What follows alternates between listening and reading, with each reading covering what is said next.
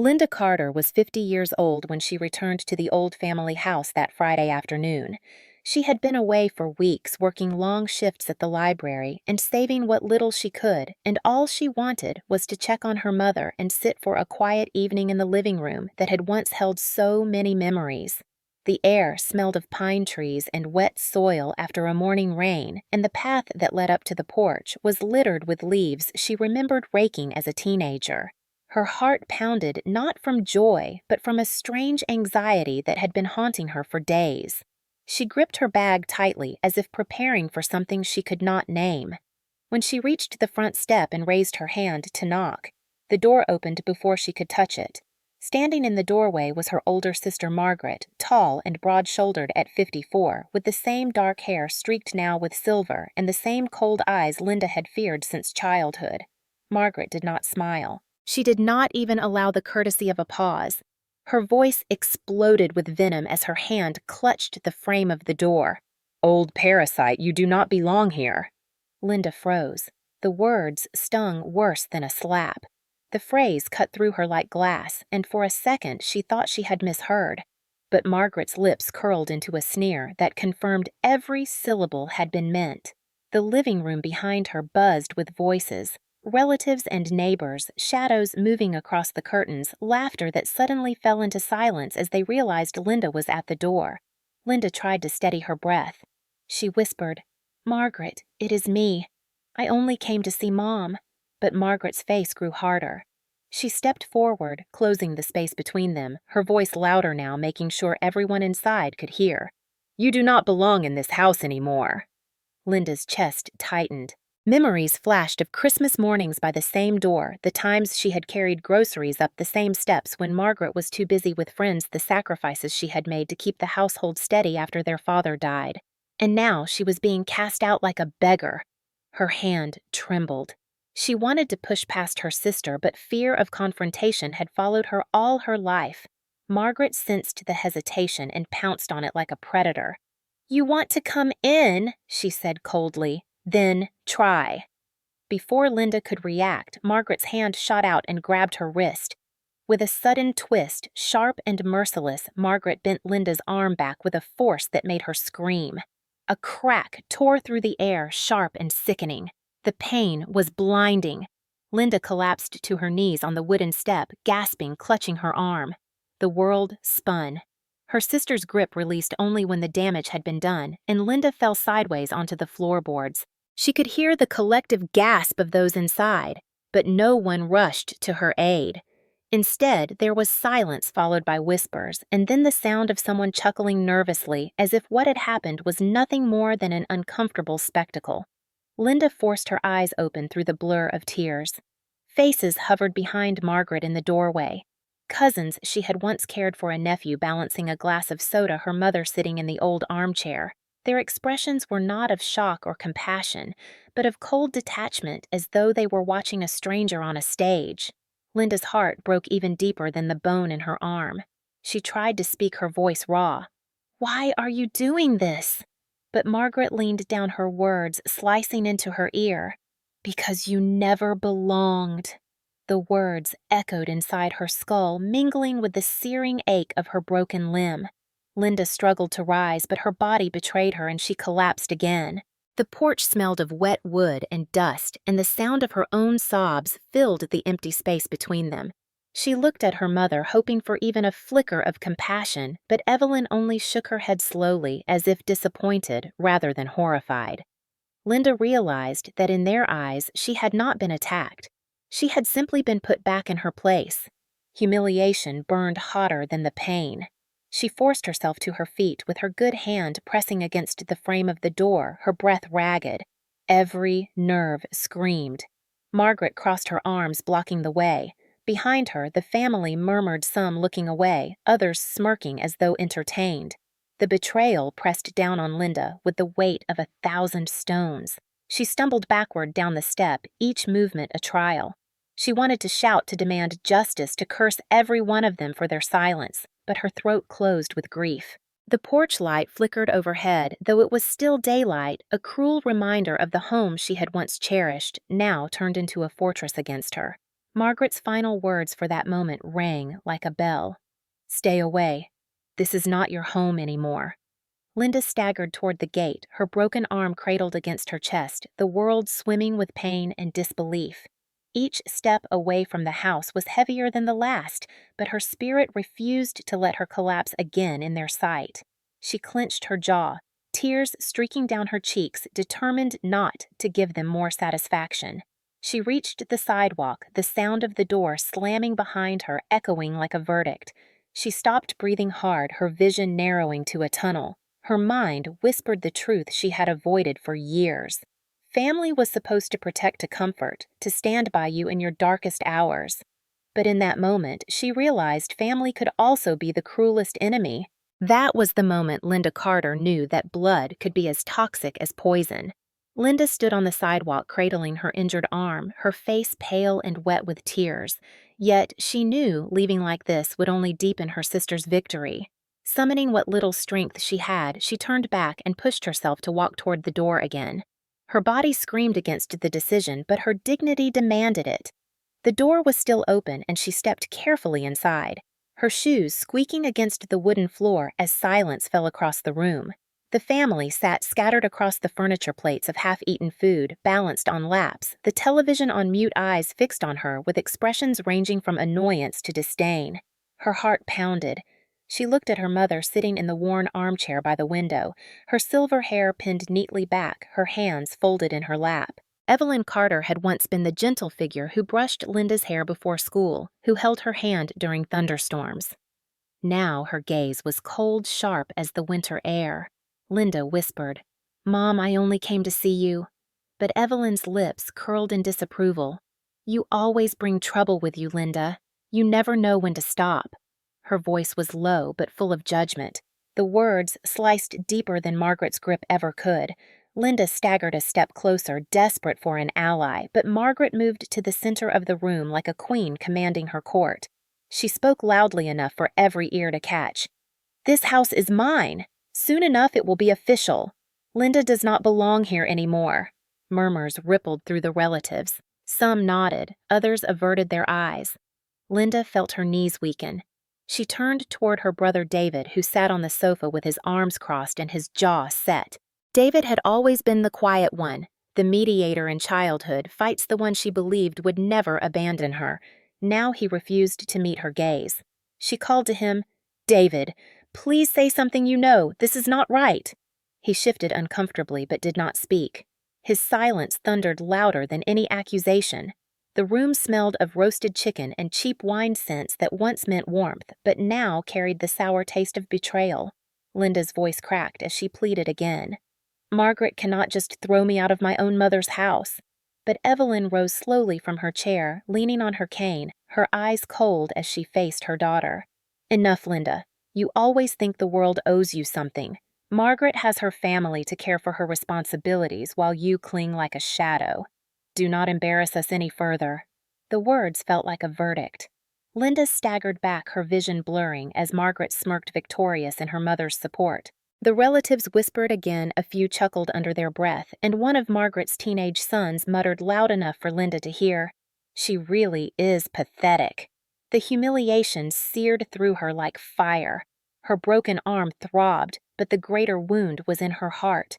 She wanted to scream at them all, to remind them of the nights she stayed awake helping David study for his exams, of the times she cooked for the whole family when Evelyn was sick, of the years she worked 2 jobs while Margaret went on vacations. But her words would not come. The weight of their stares crushed her into silence. Margaret stepped closer, lowering her voice so only Linda could hear, though the venom was strong enough to poison the air. "You are nothing here. You never were. And soon the papers will prove it." Linda's breath caught. Papers. She did not yet understand what Margaret meant, but the certainty in her sister's tone was chilling. She looked again at David, begging silently for him to intervene, but he rubbed his temple and looked away. Evelyn shook her head once more. "Go, Linda. Go back to whatever little life you have. You have no place here." The finality in her mother's tone slammed into her chest. Tears welled up uncontrollably. She felt the urge to collapse on the spot, but pride forced her spine straight. She turned toward the door, each step heavy, every eye following her like a jury watching the condemned. Margaret's children snickered behind their hands. One aunt whispered to another, "Poor thing, she never grew up." The humiliation grew unbearable, a storm raging inside her chest. At the threshold, she paused, her heart torn between screaming her pain and leaving with dignity. She chose silence, the only weapon left to her in that moment. She looked back one last time. Margaret stood tall.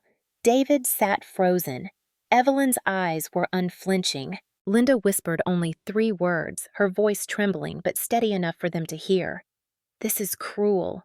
And then she stepped out into the evening air. The door closed behind her with a thud that felt like the closing of a chapter in her life. Outside, the sky was streaked with red, the sun sinking low, the air heavy with the scent of damp earth. Linda leaned against the railing, her body shaking from pain and humiliation. A part of her wanted to run far away and never look back, but another part deeper and stronger refused to surrender. Yet as she stood trembling on the porch, the realization clawed at her heart. She had no allies left within these walls. Her own blood had chosen against her. She heard laughter erupt inside, muffled through the glass as if her suffering were nothing more than entertainment. Her tears blurred the world, but within them a spark of resolve began to form. She stepped off the porch, clutching her arm, her heart shattered, but her spirit whispering that this was not the end. Linda walked slowly down the quiet street, her arms still throbbing, her heart shattered from the cruelty inside the house. She kept her head down as if the pavement itself might offer comfort, and with every step her mind slipped further into memory. She was no longer 50 years old, limping away from betrayal. She was a little girl again, standing barefoot in the same house when her father was still alive. She could see his kind face lined with worry, but softened by love, the way he would scoop her up after a long day at the factory, telling her that she was his little fighter. When he died suddenly of a heart attack, Linda had been only 12. The world seemed to collapse in one night. Her mother Evelyn sat frozen for days, her grief sharp and cold, but instead of leaning on Linda, she turned to Margaret. Margaret was 14, then already taller, already commanding. Evelyn clung to her as if she were the only anchor left. From that moment, Linda became the shadow in her own family. She remembered trying to help by washing dishes and folding laundry, but every effort was met with criticism. "You are too slow," Margaret would snap. "You are clumsy." Evelyn would sigh, yet Linda kept working. By the time she was 16, she was juggling school and a part-time job at the corner store. She handed most of her paycheck to her mother, thinking it would ease their burden, but Evelyn always seemed unimpressed. Margaret, meanwhile, never worked a day until after college. Her needs were always prioritized.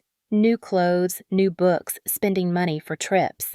Linda wore the same shoes until they split at the sides. She remembered one night vividly. She had stayed late to close the store, counting the register with aching feet.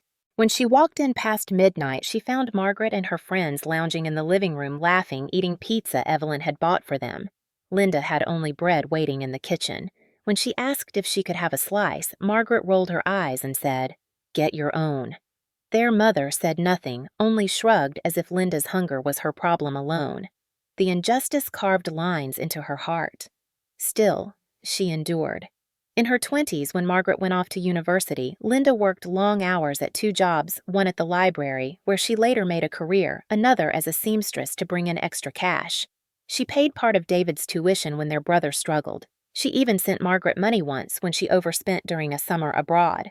Not once did she receive thanks. Instead, she received lectures about how she was not ambitious enough, how she was wasting her life in small jobs. The memories churned now as she walked her arm in pain, her chest tight. She remembered the moment she decided to build something of her own. At 30, after years of saving, she bought a small plot of land near the lake. It was nothing more than weeds and dirt, but to Linda it was hope.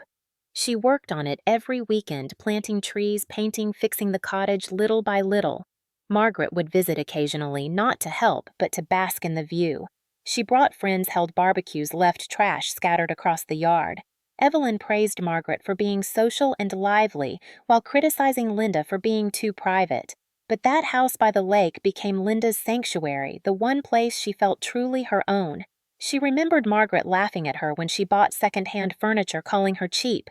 Linda ignored her, sanding the wood, polishing the chairs, making every piece shine. That home was built with sweat and sacrifice, a reflection of her independence. And yet Margaret always found ways to intrude. Years later, she would invite herself with her children, treating the place as if it belonged to her. At first, Linda tolerated it, believing families should share. But she realized slowly that sharing was only expected from her, never from them. The imbalance grew unbearable. Now, standing in the present, Linda understood that today's humiliation had been written long ago. It was not sudden. It was the culmination of decades of favoritism, exploitation, and contempt. Her mother had chosen Margaret long before this day. Her brother had learned to stay silent long before this confrontation, and Linda had been trained to accept less, to work harder, to endure more.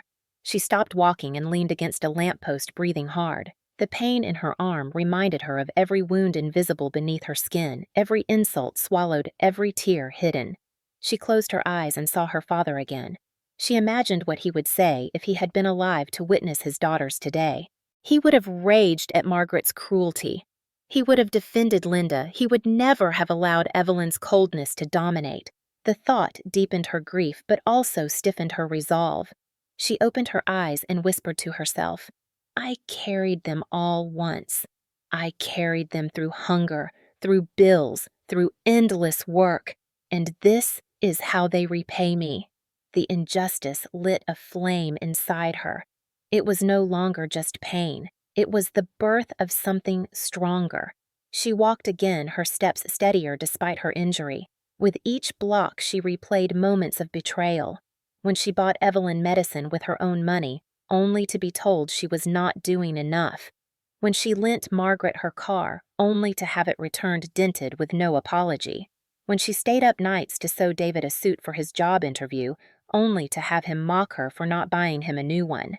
Each memory was a weight pressing on her chest, but also a weapon sharpening her anger. She had endured silently for too long. She realized now that silence had never earned her respect. It had only given them permission to trample her. She clenched her jaw. No more silence, no more surrender. As the streetlights flickered on one by one, Linda reached the bus stop and sat heavily on the bench. Around her, the night hummed with crickets and distant traffic. She held her broken arm carefully and let the tears fall freely for a moment. Then she wiped them away with her good hand.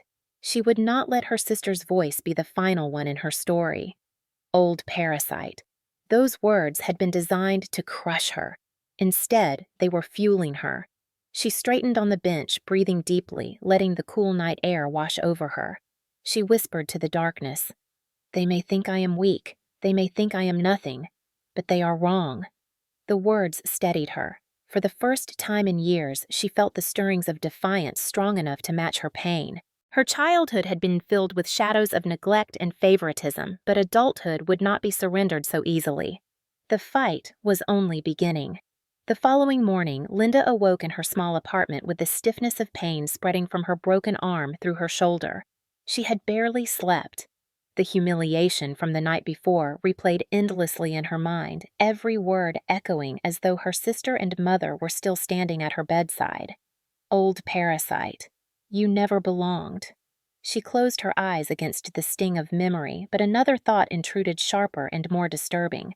Margaret had mentioned papers. That single word had lingered in Linda's thoughts all night. Papers meant something formal, something planned. Her sister's confidence had not been casual cruelty. It had sounded like the boast of someone certain that the law itself would support her. Linda could not rest until she knew the truth. With her good hand, she reached for the small lockbox where she kept important family records. She pulled it from the closet, her fingers trembling as she opened it. Inside were yellowed envelopes, her father's death certificate, old property deeds, insurance policies. She turned each paper carefully, and then her breath caught. Nestled among her documents were forms she had never seen before. They bore the state seal, the heading of property transfer requests, and to her horror, her name. According to these papers, the house by the lake, the sanctuary she had built from sweat and sacrifice, was to be transferred into Margaret's name. Worse still, the justification scrawled across the pages claimed that Linda Carter was no longer mentally capable of managing property. Her hands shook so violently she nearly dropped the pages. Her eyes scanned signatures, dates, the false testimony of a physician she had never met. The words felt unreal, like a nightmare scripted to rob her of everything she had fought for. Her stomach churned. She could almost hear Margaret's laugh, triumphant, cruel. This was not simply family drama. This was a calculated theft. Her knees weakened and she sat heavily on the edge of her bed, the papers spread across her lap. She whispered aloud in disbelief. "They want to erase me. They want to take my life's work while I am still breathing." The thought was unbearable, yet as fear swelled in her chest, something else emerged alongside it. Cold rage. Not the rage of impulsive screams, but the steady kind that sharpened resolve. She set the papers aside carefully, her mind racing with questions. How had these forms been created? Who had signed them? And why was her mother's signature at the bottom? Tears blurred her vision as she recognized Evelyn's neat cursive placed beside David's. Her brother and her mother had joined Margaret in trying to strip her of her home. Betrayal once again pressed on her chest until it was hard to breathe. She clutched the edges of the papers, her lips trembling. Every scar of childhood neglect, every insult, every dismissal had been leading here. They had never seen her as family, only as an obstacle to what they desired. Her eyes hardened. She would not allow them to succeed. As she gathered the papers back into the box, a knock rattled her apartment door. Her heart lurched. She moved cautiously, peering through the peephole. To her surprise, it was Sarah Miller, the neighbor from her mother's street. Sarah was a kind woman in her 60s who often watered the flowers in her yard and chatted briefly with Linda when they crossed paths. Linda opened the door slowly. Sarah's eyes widened at the sight of the sling around Linda's arm. "My God, Linda, what happened?" Linda hesitated, then let her inside. They sat at the small kitchen table where sunlight spilled across the worn surface. Linda explained haltingly, her voice breaking, as she described how Margaret had twisted her arm, how her mother and brother had stood by, how the words "old parasite" still echoed. Sarah listened with compassion, her hands folded tightly as if to contain her anger on Linda's behalf. When Linda showed her the papers, Sarah gasped. "These are serious. They cannot do this to you." Linda knotted her throat tight. Sarah leaned closer. "I need to tell you something I overheard. Last week, Margaret was outside on her phone talking to someone. She was bragging. She said all they needed was a doctor to declare you unstable, and then the house would be theirs." Linda felt the blood drain from her face. Sarah continued. "I thought maybe she was exaggerating, but hearing this, I know she meant it. She said once the papers were done, you would have no choice but to leave." Linda's stomach twisted. The conspiracy was deeper than she had feared. Not only had they forged documents, they were plotting to use false medical claims to discredit her completely. The realization rocked her, but also clarified the battlefield. She was not only fighting for property, she was fighting for her identity, her sanity, her dignity. Sarah reached across the table and squeezed Linda's hand. "You cannot let them win. They are underestimating you." For the first time in hours, warmth filled Linda's chest. She had an ally. She promised Sarah she would fight, though fear lingered in her voice. After Sarah left, Linda paced the apartment, the weight of betrayal crushing, but the determination building. She looked again at the papers, at the signatures of her own mother and brother. Pain surged in her chest. She whispered, "They chose her. They chose greed over me." Tears rolled down her cheeks, but through them she saw a vision of her father's smile, the way he once told her she was strong enough to survive anything. She clung to that memory now as armor. She would prove her father right. As evening fell, Linda made her way back toward the family street. She needed to see with her own eyes if the conspiracy extended further. She wore a long coat to shield her arm and kept her head low. When she reached the corner, she spotted Margaret on the porch phone pressed to her ear, laughter spilling into the night. Linda crouched behind the hedge, shame burning her cheeks at having to sneak, yet necessity driving her. Margaret's voice carried clearly. She bragged again about the appraisal, about how once the house was in her name, they could sell it and pay for her children's private school. She laughed about how easy it was to fool doctors with a bit of cash. The sound twisted Linda's stomach, but she forced herself to stay quiet, memorizing every word. Then she heard something that made her blood run cold. Margaret said, "She will not fight back. Linda has always been weak. By the time she realizes what happened, it will be too late." The arrogance lit a fire in Linda's chest. Weak. That was what they had always believed. But they were wrong. She retreated quietly, her mind churning with both despair and resolve. Back at her apartment, she laid the papers across the table, reviewing them again and again. Fear gnawed at her, but beneath it was a steady rhythm of determination. She would not let them write her out of her own life. She whispered to herself, "They think I am finished. They do not know me at all." She folded the documents carefully, sliding them into a folder she labeled Evidence. For years, she had accepted cruelty in silence, but no longer. She would turn their arrogance against them. She would gather proof allies and truth. They believed they had cornered her, but in reality, they had awakened the fighter her father had always seen. The conspiracy had been exposed, and though it wounded her deeply, it also gave her clarity. The coming battle would not only be about walls and deeds, it would be about reclaiming her dignity from those who tried to erase it. The hospital room was quiet except for the steady beep of the monitor beside Linda's bed. Her arm was wrapped tightly in plaster suspended in a sling across her chest. The white walls felt suffocating, a sterile cage that mirrored the cold emptiness in her heart. She had never imagined her own blood could inflict such damage and still sleep peacefully under the same roof where she had once been welcomed.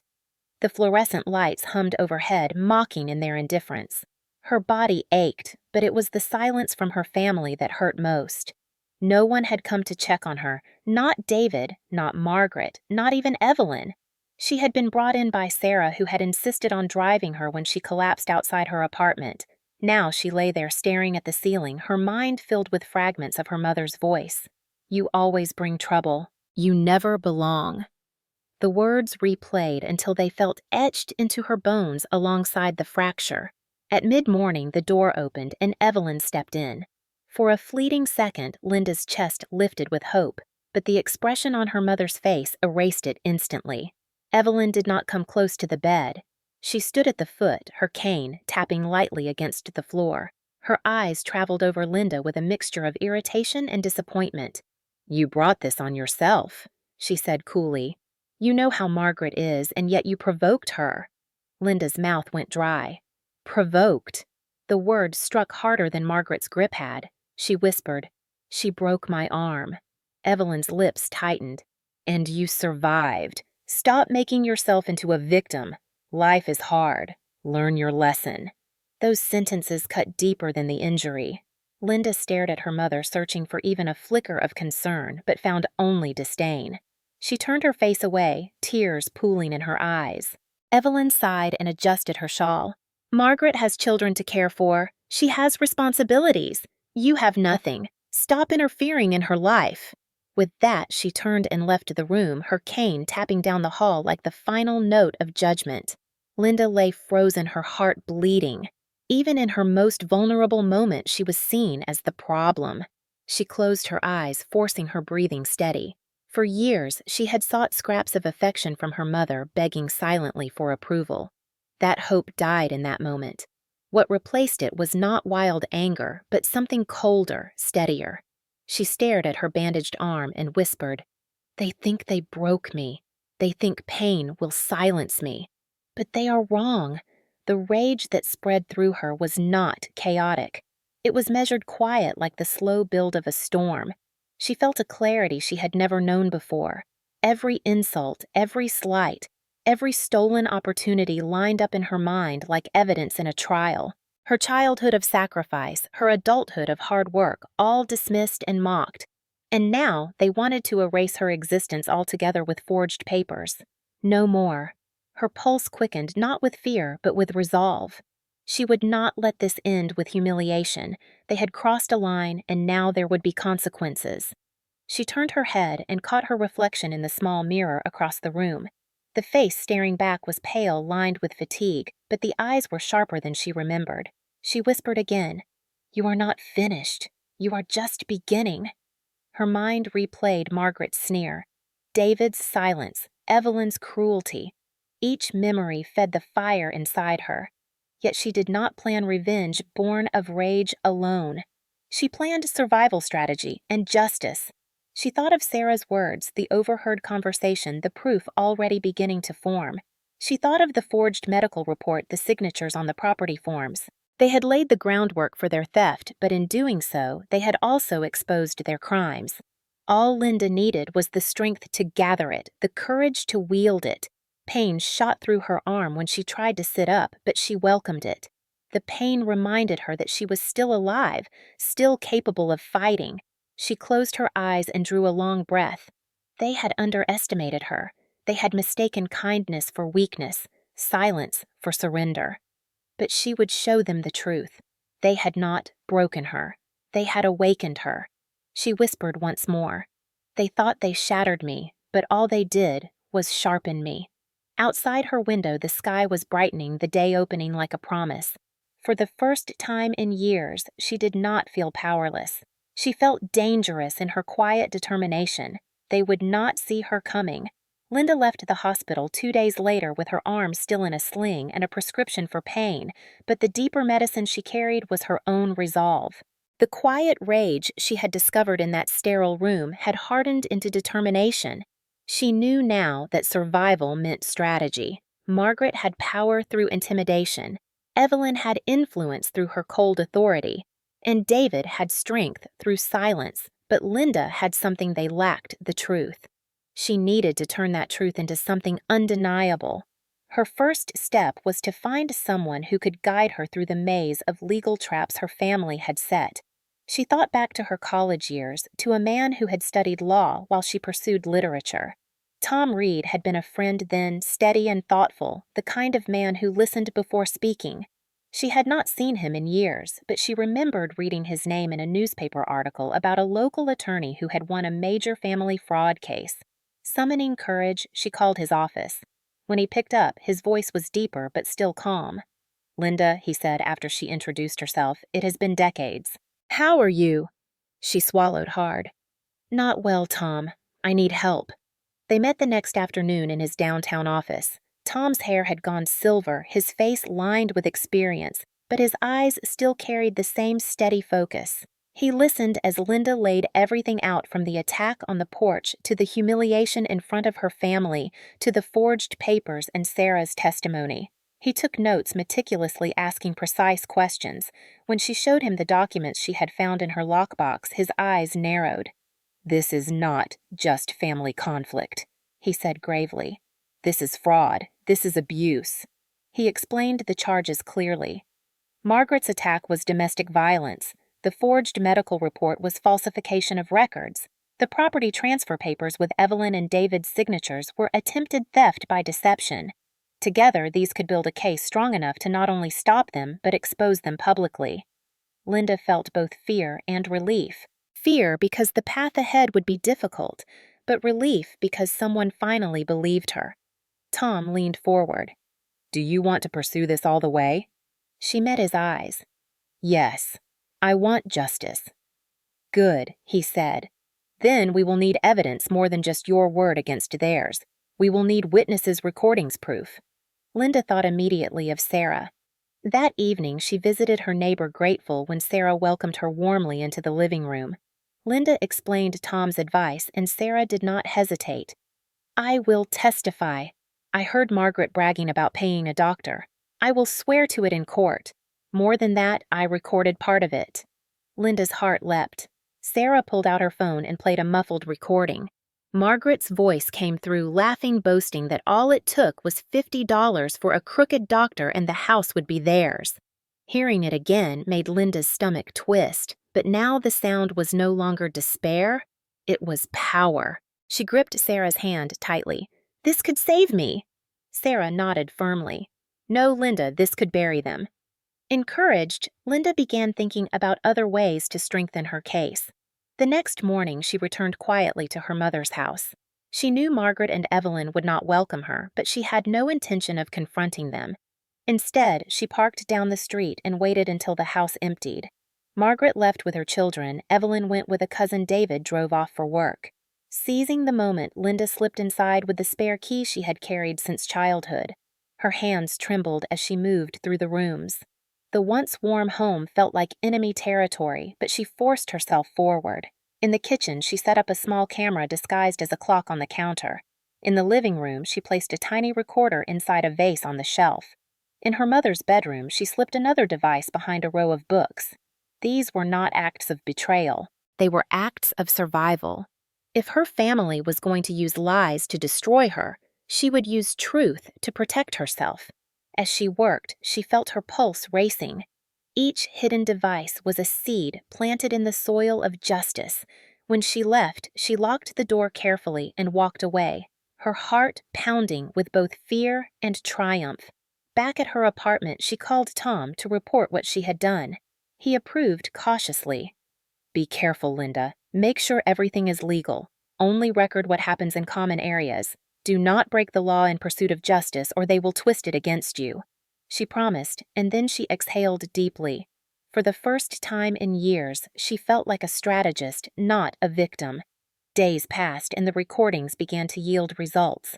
Margaret ranted on the phone about how stupid Linda was, how easy it would be to push her out once the court accepted the medical report. Evelyn muttered to a friend that Linda was always unstable, the perfect excuse to justify transferring property.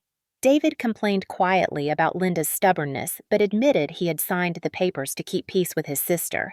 Each word captured was another brick in Linda's wall of defense.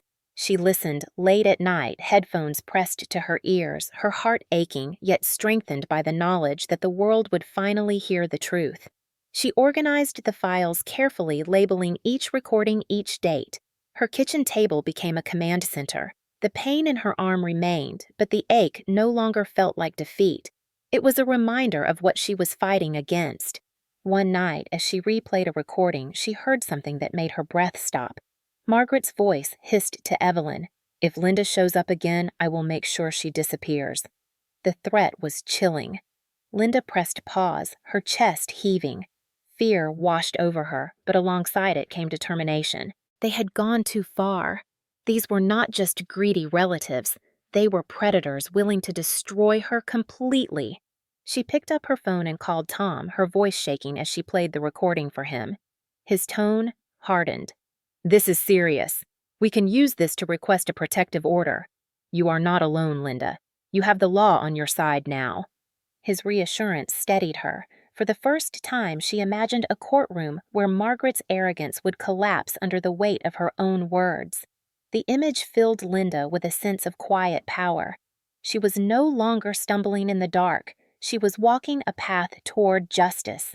One afternoon, Sarah visited again, bringing tea and sandwiches. She sat across from Linda and studied her carefully. "You look different," she said softly. "Stronger." Linda smiled faintly. "I feel different. I am tired of being weak." Sarah nodded approvingly. "They always underestimated you. They forgot what pain can create. It can create strength." Linda gripped her friend's hand. "Thank you for standing with me." Sarah's eyes shone.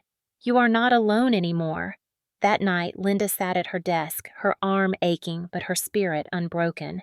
She opened her journal and wrote, "They broke my body, but not my will. I will not surrender. I will fight with truth, with proof, with allies. I will not be erased." The words glowed on the page like a vow. She closed the book and gazed out the window at the darkened sky. Stars shimmered faintly distant but steady. She whispered to them as if to her father's spirit, "I am ready. Tomorrow, the battle begins." The morning of the confrontation was heavy with clouds, the kind that made the air feel like stone pressing against the skin. Linda walked slowly toward her mother's house, her arm still bound in its sling, her other hand clutching the folder of recordings and documents she had gathered. Each step felt heavier than the last, but her determination carried her forward. She had promised herself she would no longer hide, and today was the day she would prove it. As she reached the porch, she saw Margaret standing tall near the door, her arms crossed, her expression smug. David lingered nearby, his eyes darting nervously between them. Evelyn sat in her usual armchair by the window, a queen in her court, silent but watchful. The air was thick with tension. Margaret's lips curled into that familiar, cruel smile. "Well, look who decided to crawl back." Linda steadied her breath. She wanted to tremble, but she forced her shoulders back. "I am not here to crawl," she said quietly. "I am here to stand." Margaret laughed loudly, the sound cutting through the silence like a whip. "Stand with what, Linda? Your broken arm, your empty pockets, your pathetic whining. You cannot stop us." Linda opened her folder and held up a page. "I can stop you with this." Margaret's laughter faltered slightly, though she quickly recovered. "What is that supposed to be? More of your complaints." Linda's voice rose steady and clear. "This is proof. Proof of your fraud, your lies, your violence. Proof of the doctor you bribed. Proof of your threats." David's face paled. Evelyn shifted in her chair but said nothing. Margaret stepped closer, her eyes flashing. "You think a few papers will save you. You think anyone will believe you." Linda felt her pulse quicken but refused to back away. "They will believe the recordings." Margaret froze for half a second, her face tightening before she forced another laugh. "Recordings! You invaded our privacy. You broke the law." Linda shook her head. "I recorded the truth.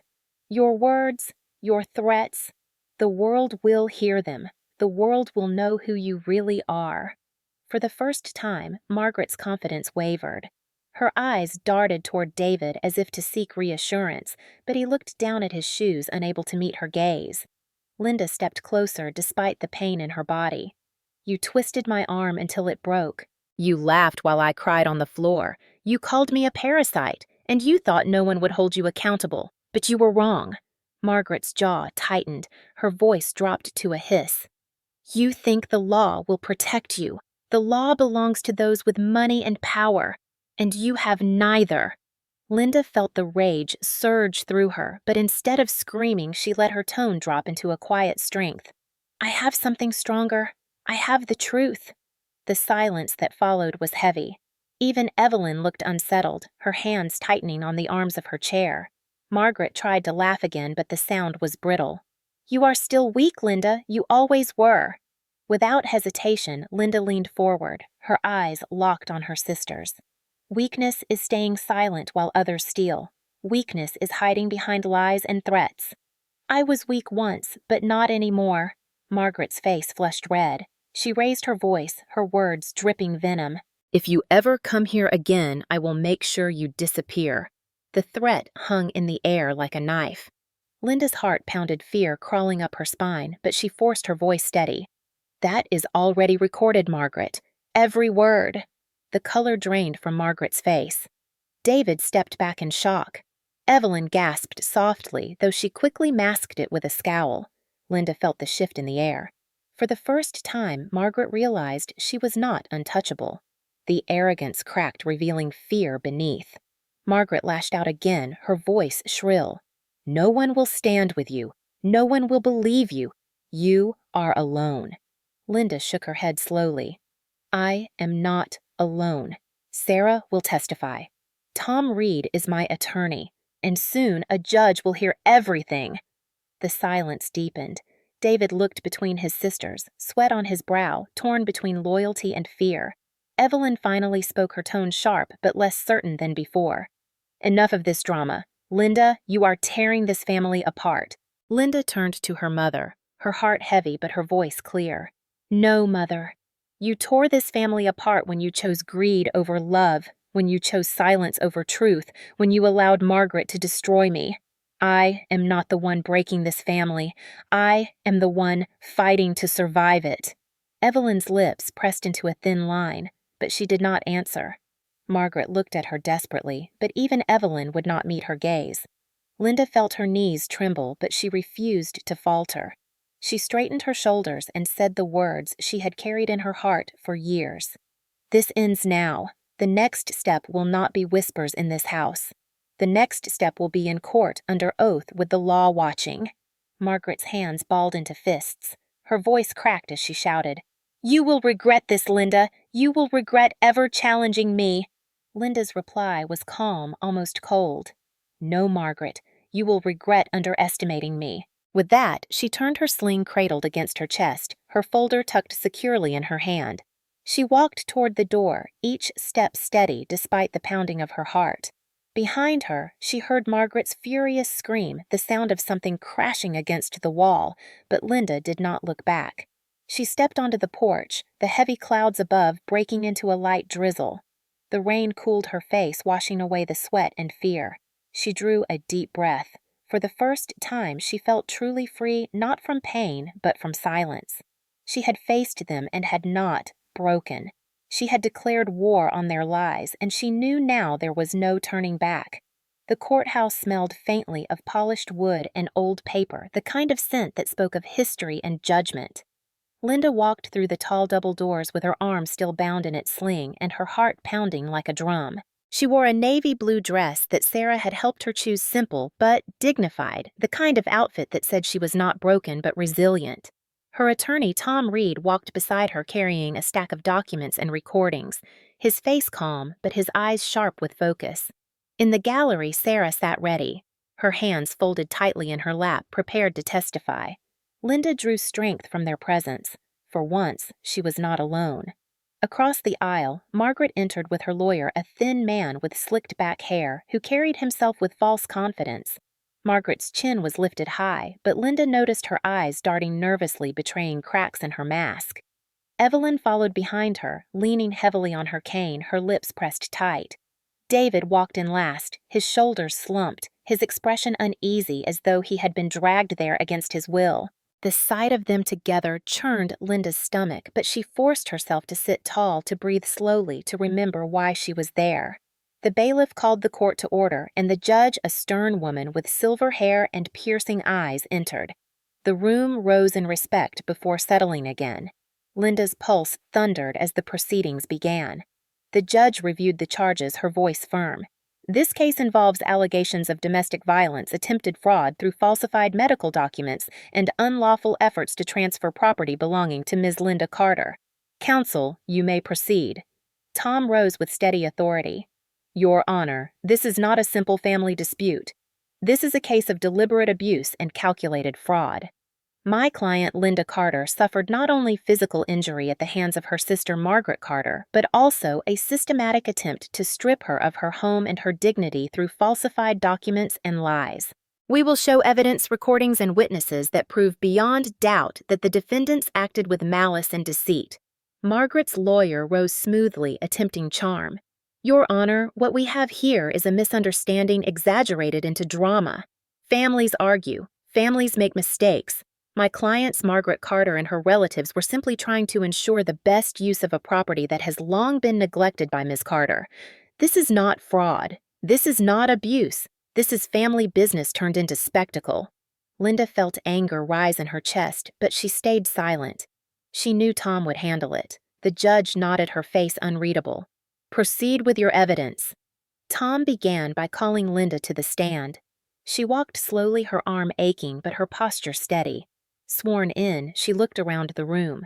Her gaze swept over Margaret, who smirked faintly, Evelyn, who looked bored, and David, who avoided her eyes. Linda cleared her throat and began. She described the day Margaret twisted her arm, how she fell to the floor in agony while her family stood by. She described the humiliation, the words Parasite echoing in her ears, her mother's cold dismissal, her brother's silence. Her voice broke at times, but she pressed on her story, weaving pain with courage. The judge listened closely, occasionally, nodding.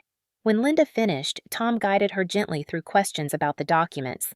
Linda explained how she found them, how the signatures of her mother and brother confirmed their betrayal, how the false medical report claimed she was unstable, though she had never met the doctor.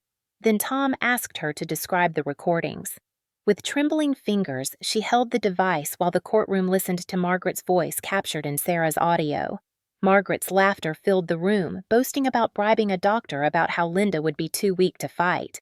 Gasps rippled through the gallery. Margaret's face turned pale, her lawyer shifting uncomfortably. Linda sat straighter. This was the moment she had fought for. Tom called Sarah next. She testified clearly, her voice unwavering.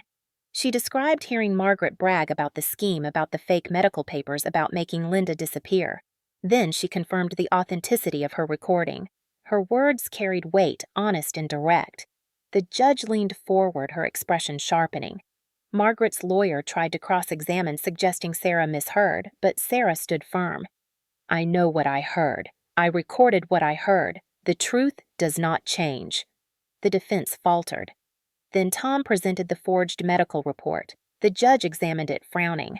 He followed with the real physician's statement confirming he had never evaluated Linda and that his signature had been forged. The courtroom buzzed with murmurs.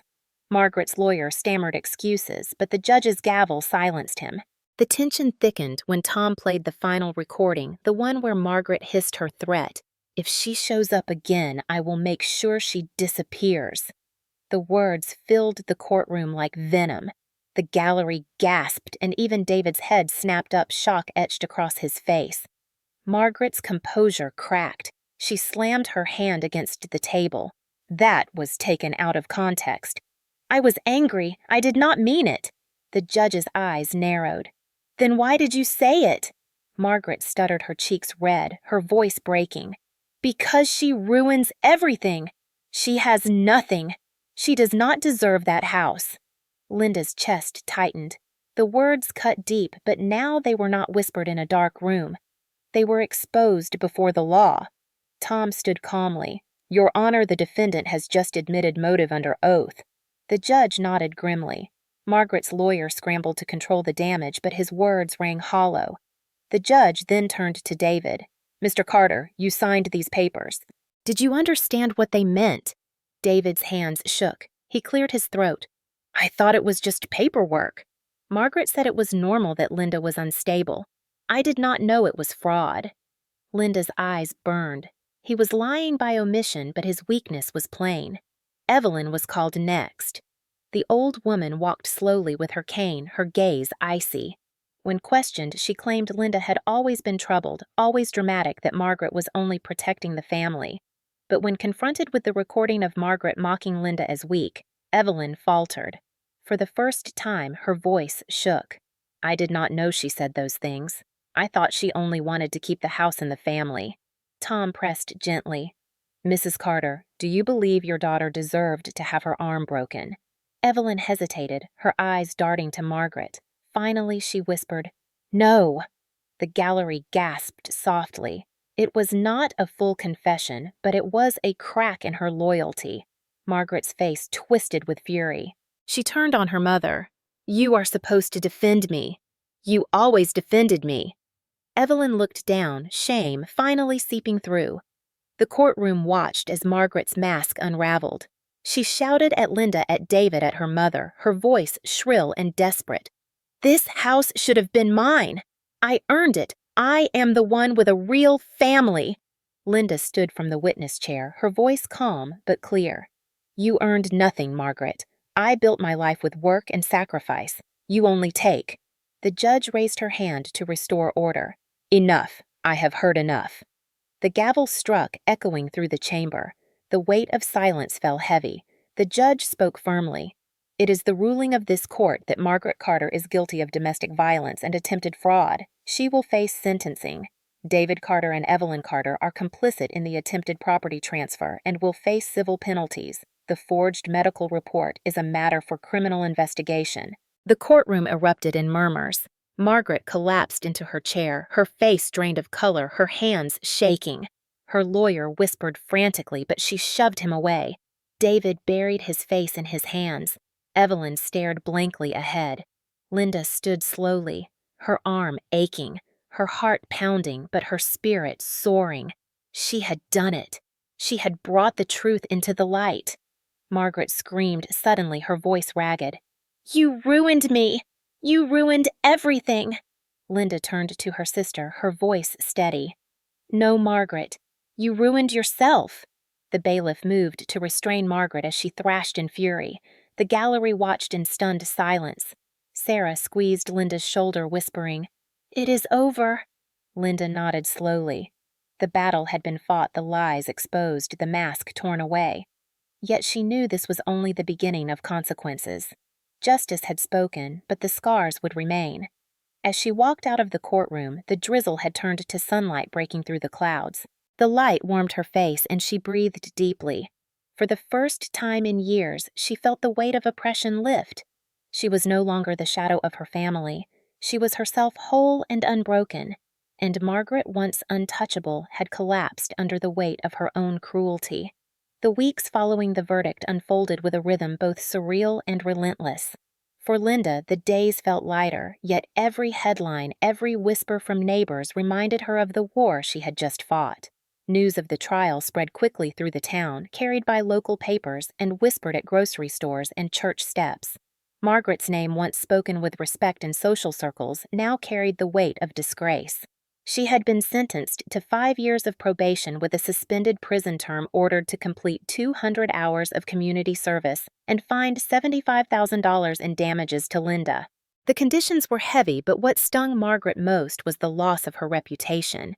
Once proud to host gatherings and flaunt her superiority, she now crossed the street to avoid familiar faces. Parents pulled their children close when she walked by, whispers of fraud and violence swirling like shadows. Linda saw her sister one afternoon outside the courthouse, Margaret shuffling papers with trembling hands, her lawyer no longer at her side. Their eyes met briefly. Margaret's glare burned with hatred, but beneath it Linda saw fear, a fear Margaret could not hide. It was the fear of a woman stripped of power. David, too, faced the weight of his choices. His complicity had cost him dearly. The company where he had worked for 20 years demanded his resignation after the scandal became public. His name had been linked to attempted fraud against a family member, a stain that no resume could conceal. Linda heard that he spent his days at home in silence, avoiding calls from friends, drowning in a shame he refused to admit. Evelyn fared no better. At 78, she had once commanded respect in the community as a matriarch, but now she was spoken of with pity or contempt. Former friends from church stopped visiting. Neighbors who once admired her garden no longer waved from across the fence. She was seen as the mother who had betrayed her own daughter, the woman who had signed away her child's future for greed. Linda drove past her mother's house one afternoon and saw Evelyn sitting alone on the porch, her shoulders slumped, her gaze empty. For a moment, Linda felt a pang of sorrow, but it passed quickly. Her mother had made her choice.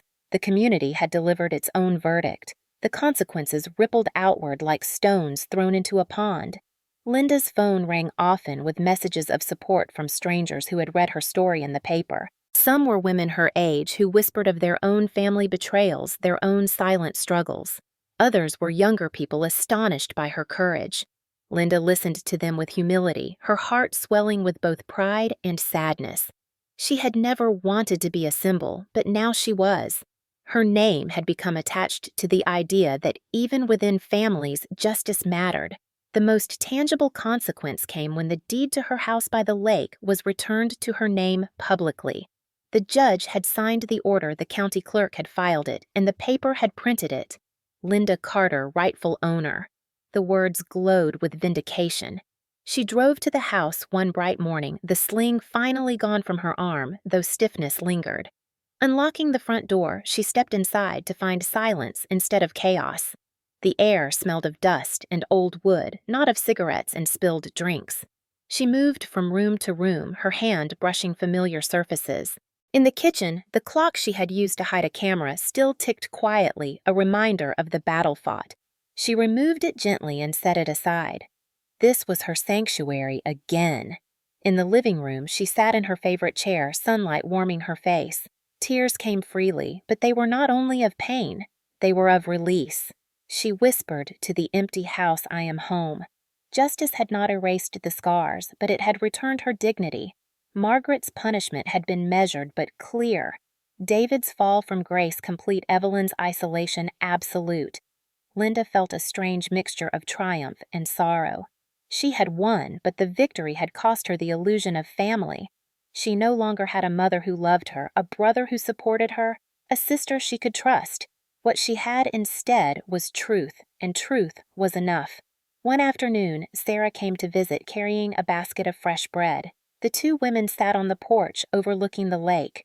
Sarah squeezed Linda's hand. "You did it," You stood up to them and you won. Linda smiled faintly. I survived. That is enough for me. Sarah shook her head. It is more than survival. You showed everyone that family betrayal cannot erase justice. Linda looked out at the water rippling in the breeze. Perhaps Sarah was right.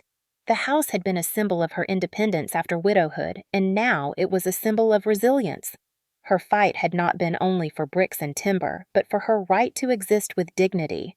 The community, too, had shifted. Neighbors who had once overlooked her now greeted her warmly. At the market, people stopped to congratulate her. Even the pastor of her church visited one Sunday afternoon to tell her she had inspired sermons about courage and truth. Linda listened quietly, grateful but cautious. She knew admiration could fade as quickly as it came, but for now she allowed herself to feel the warmth. The consequences for Margaret grew heavier. Unable to pay the full fine, she was forced to sell her jewelry and car. Rumors spread that her husband considered leaving, unable to bear the humiliation. Margaret tried to cling to pride, but the whispers followed her everywhere. Children at school repeated cruel phrases they had overheard from parents, and Margaret's own kids began to question why people stared at them. Linda thought of them often, the innocent children caught in the web of adult cruelty. It pained her, but she reminded herself she had not created their suffering. Their mother had. David avoided Linda entirely. He sent no apology, no message, only silence. She heard from a neighbor that he had taken to drinking heavily. His marriage strained his children embarrassed. Linda felt no joy in his downfall, only a dull ache. He had been her brother, her companion in childhood, but he had chosen cowardice. Evelyn, too, reached out once, sending a letter written in shaky hand. It contained no apology, only resentment. She wrote that Linda had destroyed the family, that mothers should not be dragged into court by their daughters. Linda read the letter once and then burned it in the fireplace. She whispered as the flames consumed it, "You destroyed yourself." She would not carry their bitterness anymore. Instead, she focused on healing. She hired a gardener to help restore the lawn to erase the damage left behind by Margaret's family. She painted the walls herself, each stroke of the brush like a reclaiming of space. She slept in her bed without fear of invasion. Slowly, the house returned to its former peace. Yet, the greatest consequence was within Linda herself. The timid woman who once begged for her family's approval was gone. In her place stood someone stronger, someone who had faced betrayal and refused to collapse. The pain of her broken arm remained, but now it was a scar she wore with pride, proof of survival. One evening she sat by the lake, the water reflecting the golden sunset. She thought of her father, of the promise she had made to herself in the hospital. They had not broken her.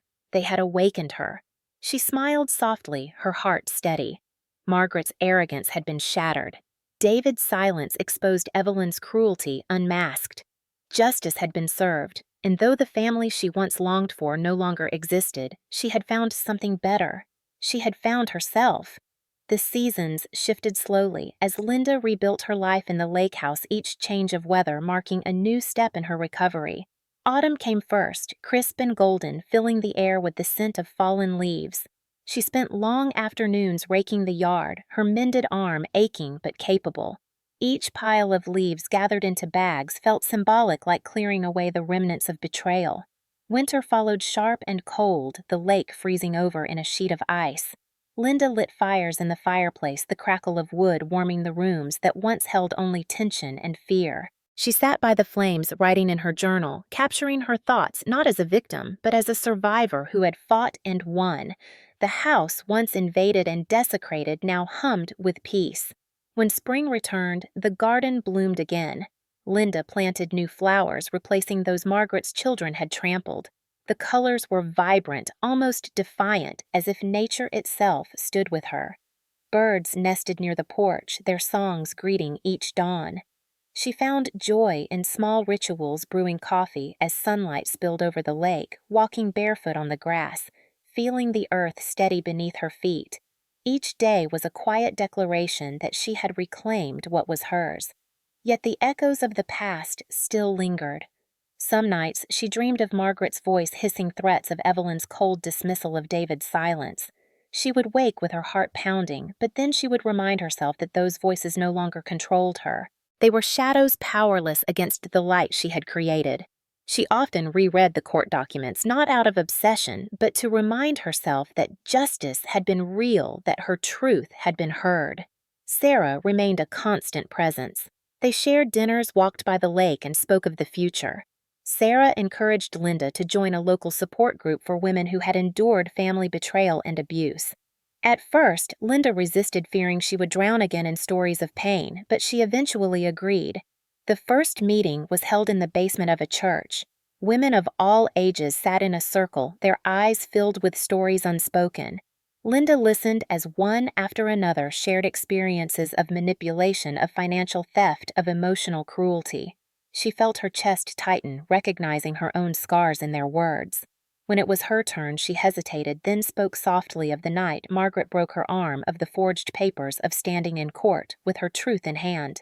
The room fell silent, then nods of understanding surrounded her. One woman whispered, "You gave me hope." For the first time, Linda realized her story was not just her own. It was a torch that could light paths for others still trapped in the dark. Word spread, and soon she was invited to speak at community events. She stood in small halls, her voice trembling at first, but growing stronger as she told her story of betrayal and resilience. Older women clasped her hands after tears in their eyes, thanking her for showing that justice was possible. Younger women whispered that they finally saw a way out of their own toxic families. Linda felt humbled, yet she also felt a new sense of purpose. She was no longer only defending her own dignity, she was helping others find theirs. Meanwhile, the consequences for Margaret deepened. Her probation required public service, and she was often seen cleaning parks or scrubbing graffiti while townsfolk passed with cold stares. Her children faced whispers at school, the sins of their mother trailing them like shadows. David remained unemployed, his reputation ruined. Evelyn rarely left her house. The queen dethroned, now only an old woman sitting alone with regret. Linda sometimes passed her mother's home and wondered if she should stop if reconciliation was possible. But each time she remembered Evelyn's words in the hospital, the way she had dismissed her suffering, and she kept walking. Forgiveness might one day come, but reconciliation would not. She would not open the door again to betrayal. One quiet evening as summer returned, Linda sat on her porch watching the sun sink over the lake. The water shimmered in hues of orange and gold. She held her journal in her lap, her pen poised, but instead of writing, she simply let herself breathe. The cicadas hummed the air, warm and soft. She thought back to the woman she had been the day she stepped into the hospital with her arm broken and her heart shattered. That woman had been filled with despair. Now she was filled with strength. The contrast was sharp, almost unbelievable, yet undeniably real. She whispered aloud, "I am whole." In the following months, she began new projects. She hired a contractor to repair the dock, sanding the boards until they gleamed. She painted the shutters a fresh shade of blue, bright and clean. She planted a vegetable garden, tending it each morning. The work was physical and demanding, but it grounded her. Every improvement was proof that the house, like her spirit, had survived the storm. One afternoon, she received a letter from the county. It confirmed the final restitution payment Margaret was required to make. The check enclosed represented not just money, but accountability. Linda held it for a long moment, then deposited it into a savings account she labeled Renewal Fund. She planned to use it not for herself alone, but to support the group that had helped her. She envisioned funding workshops, inviting speakers, creating a safe space for others to share their truths. Out of her pain would come healing not only for her, but for others. The thought filled her with quiet pride. The community continued to shift in its perception of her. At the market, people greeted her warmly. At church, she was asked to light a candle during service, a symbol of resilience. She no longer walked with her head bowed. She walked with her shoulders straight, her gaze steady. Even the children in the neighborhood who once overlooked her now waved from their bikes. She had become a figure of strength, not because she sought it, but because she lived it. Still, the memories returned at times. Late at night, she would remember Margaret's laughter, David's silence, Evelyn's scorn. But instead of breaking her, those memories now steeled her resolve. They reminded her of the distance she had traveled, of the chains she had broken. She would close her eyes, breathe deeply, and let them drift away like smoke. As autumn returned once more, Linda decided to host a gathering at her house. She invited Sarah, members of the support group, and neighbors who had stood by her.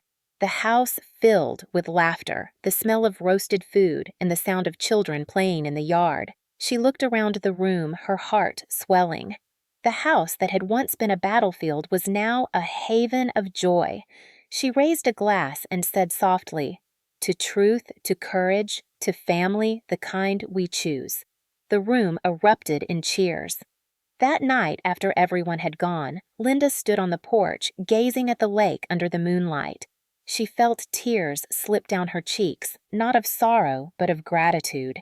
She had lost the family she was born into, but gained a community that valued her. Blood had betrayed her, but truth had restored her. In her journal, she wrote one final reflection. Family is not defined by blood. Family is defined by loyalty, respect, and love. Sometimes those we call family wound us deepest, but sometimes strangers step in and become the true family we never knew we needed. She closed the book gently, her heart steady. The scars on her arm remained a faint reminder of violence, but they no longer hurt. They were part of her story, part of her proof. She had been broken but not defeated. She had risen, fought, and reclaimed her life. As dawn broke the next morning, she walked barefoot into the garden, the grass damp with dew, the world quiet. She whispered into the air, "Never again will I be silenced." The lake shimmered, the sky glowed with promise, and Linda Carter, 50 years old, stood strong, free, and unafraid. Looking back on the journey I have walked, I realize that survival is not only about enduring pain, but also about transforming it.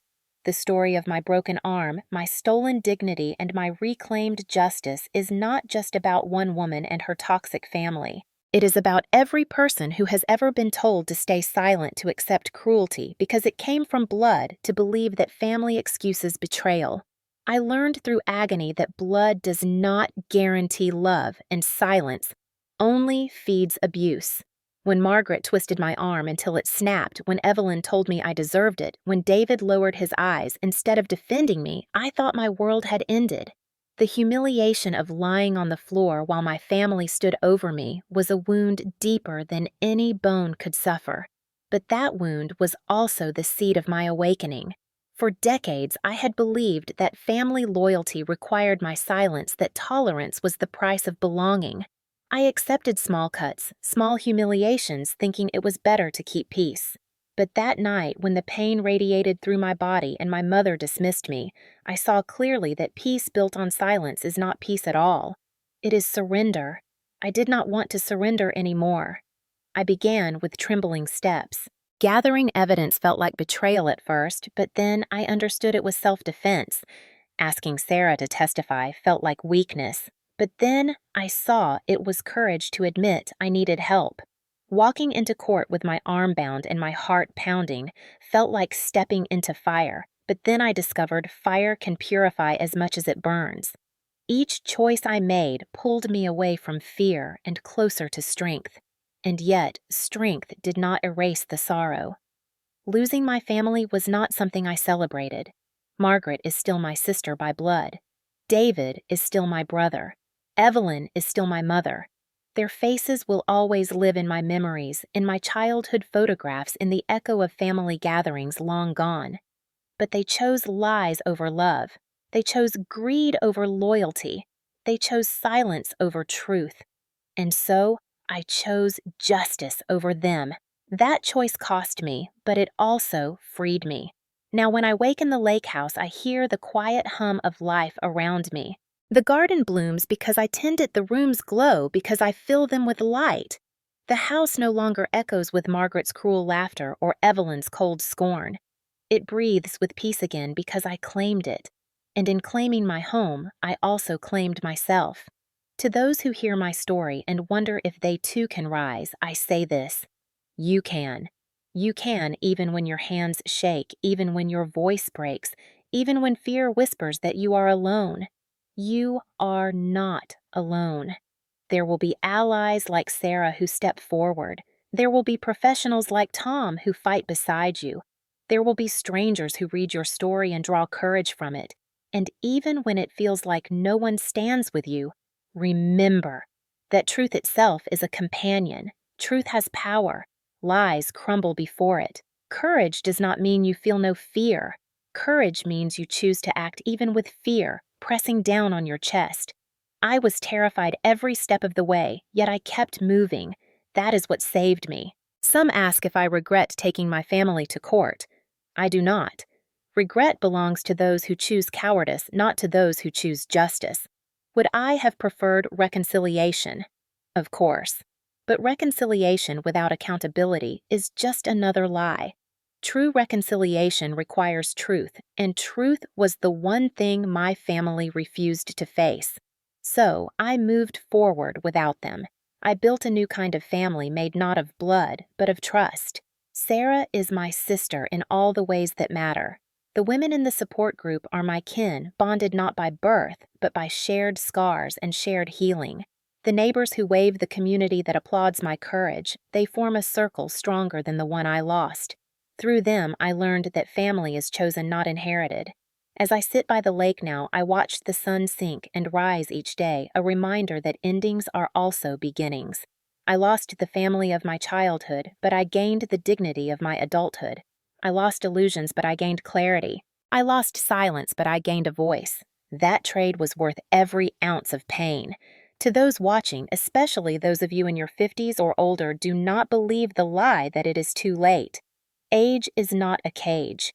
At 50, 60, 70, we are still capable of change, of strength, of victory. I thought my life was set in stone, defined by my family's cruelty. Yet I proved to myself that new chapters can be written at any age. You can choose dignity at 50. You can choose justice at 70. You can choose peace at 80. It is never too late to defend yourself, never too late to demand respect. If my story carries any message, let it be this.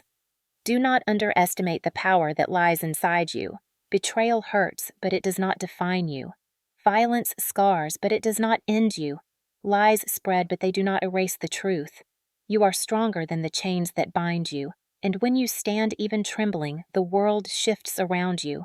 I will carry my scars forever. The ache in my arm, the memory of my mother's scorn, the image of my sister's fury, they are carved into me. But scars are not just reminders of pain. They are evidence of healing. They are proof that wounds can close and still leave us standing. When I trace the scar on my arm, I no longer feel shame. I feel pride. It is the mark of a battle fought and won. Tonight, as I close this reflection, I light a single candle by the window. The flame flickers fragile yet bright. It reminds me of myself once nearly extinguished, now burning steadily. I whisper to the flame the words I wish every betrayed soul could hear. You are not weak. You are not worthless. You are not alone. Stand, speak, fight if you must, because your dignity is worth everything. And when you win, and you will if you refuse to surrender, you will find a peace deeper than you imagined. I found mine by the lake in a house I refused to surrender, in a life I refused to let them steal. My name is Linda Carter. I am 50 years old and I am no one's parasite. I am proof that even after betrayal, even after violence, even after the deepest wounds, we can rise.